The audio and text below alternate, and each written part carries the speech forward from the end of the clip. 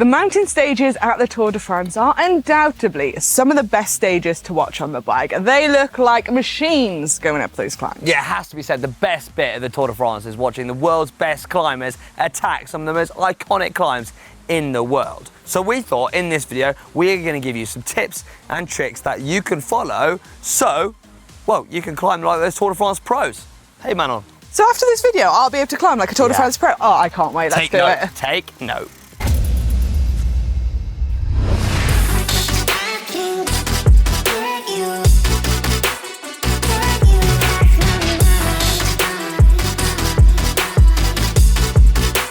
One of the first and most important tips for climbing like a Tour de France pro is pacing. Now, if you're in an event and you've got riders all around you, it can be very easy to get carried away and blast up the bottom section of the climb, get to about halfway and completely blow your doors off. We've all been there. Depending on how long the climb is, you're going to want to pace yourself. Now, the Tour de France pros have this nailed down to a T. They'll have teammates to help them pace up the climb, power meters and heart rate monitors. And those gadgets are really good for pacing yourself. You'll be able to pace your efforts correctly so you can make it up the climb in the best possible shape.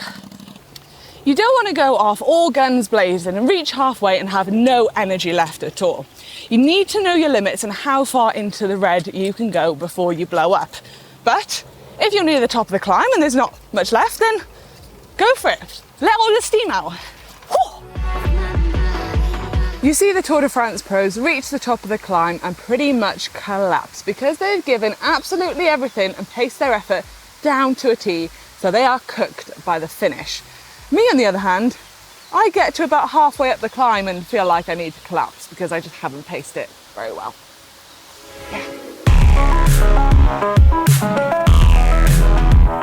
Now, the next key topic is fueling. You want to make sure you get fueling absolutely perfect. It's really difficult too, but you can do your very best. Those Tour de France riders wouldn't get very far if they didn't get that fueling perfect. But top tip, try and get your fueling in way before you hit these big alpine climbs.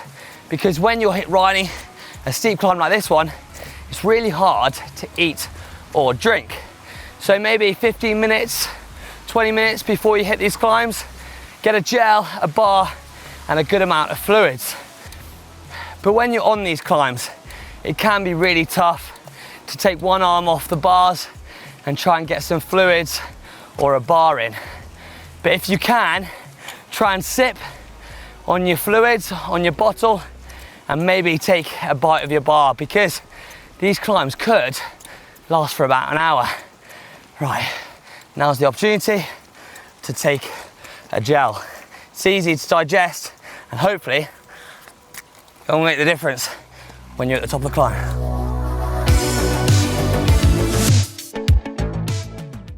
The pros at the Tour look spectacular when they climb.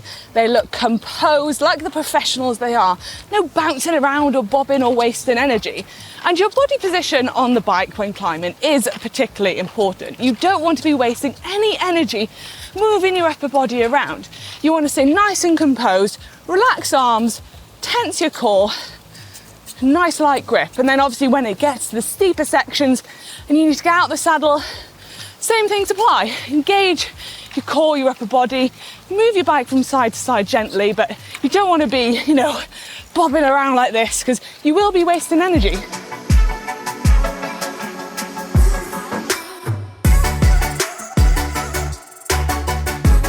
Those Tour de France climbers like Egan Bernal, Nairo Quintana, or, well, that mountain goat there, they all have one thing in common, and that is they've got incredible power to weight ratio, meaning they're as light as possible, but they can sustain an incredible wattage too.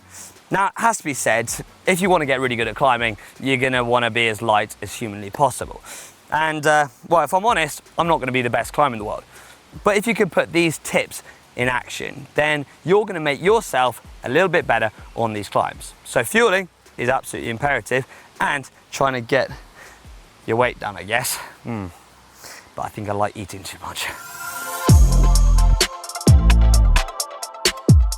We've all been there, on a long climb and severely under-geared for the climb in hand, a little bit like me now.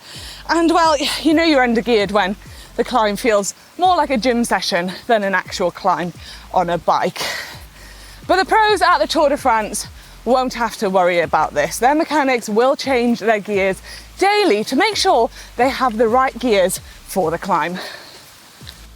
You want to do your research on the climb. You want to find out how long the climb is, what the steepest section is, and what the average gradient of the climb is as well. This is not only going to mentally prepare you for the climb ahead, but also help you choose what gear ratio you're going to need for the climb in hand. Like anything, practice makes perfect, and you can better believe that those Tour de France riders who are climbing and winning those mountain stages, well, they've trained for it. They've spent hours perfecting it on these mountains and at altitude. And you can do the same. If you want to get good at climbing, practice on the climbs. Practice being out the saddle and practice pushing a big gear. That will get you nice and strong, so when you do hit these climbs, you'll be able to fly at them. Another top tip is to maybe do some hill reps. That way, you'll find them that little bit easier. But ultimately, practice really does make perfect. So those are some of our top tips for climbing like the Tour de France pros. Yeah, I hope you enjoyed it. Give this video a big thumbs up if you enjoyed it, and let us know in the comment section below if we've missed anything. Right. And make sure to tune in on the GCN Plus app to watch all the Tour de France racing. Oh yeah. God, and copy and climbing these mountains.